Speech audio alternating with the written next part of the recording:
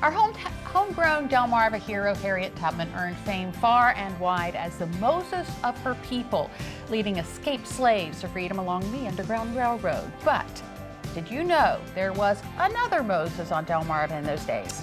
And he, like Harriet Tubman, was out in search of freedom and, like his namesake, was willing to go the distance. Jim Duffy of Secrets of the Eastern Shore fame is joining us this afternoon for Throwback Thursday with the tale of Moses Viney.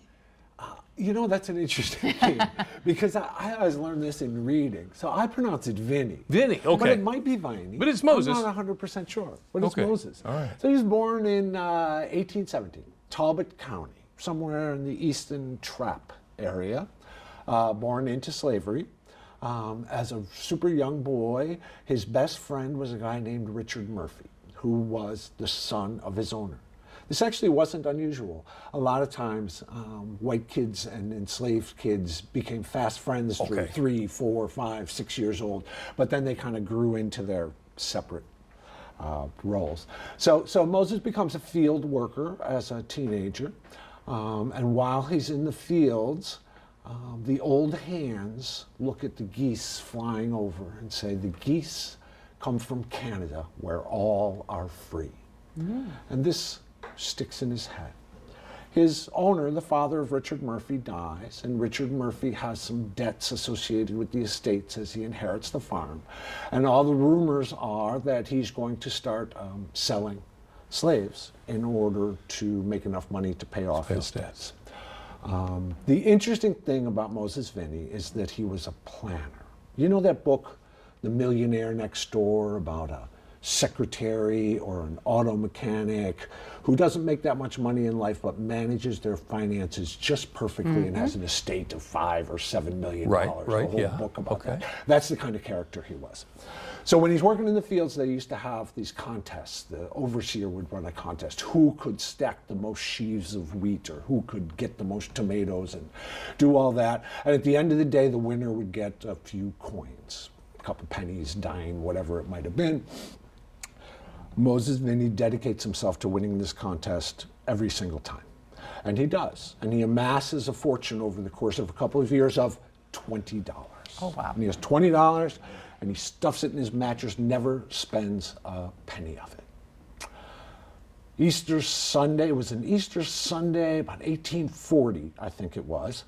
And that's when these rumors are that he's about to get sold. And he takes that $20, and he and two friends run away. Oh boy. Nobody knows exactly what route they followed, but they probably followed the Choptank River up, and they end up in Denton. And in Denton comes the sound of trouble. And that is the barking of bloodhounds on their trail.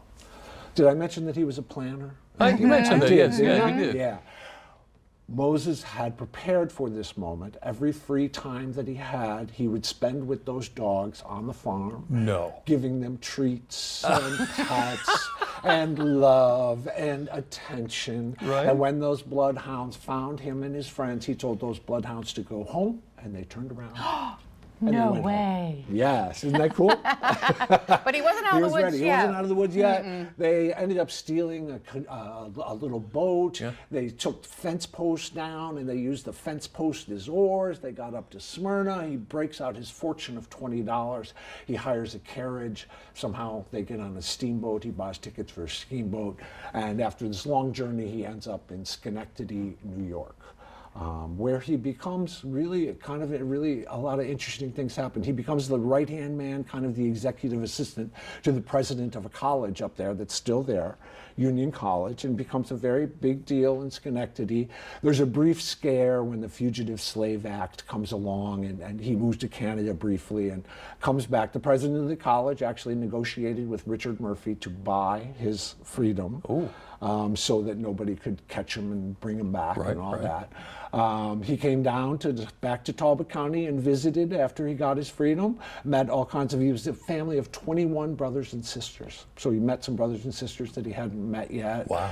Goes back to Schenectady, president of the college dies, but then he becomes a carriage rider taking the high society ladies of Schenectady around.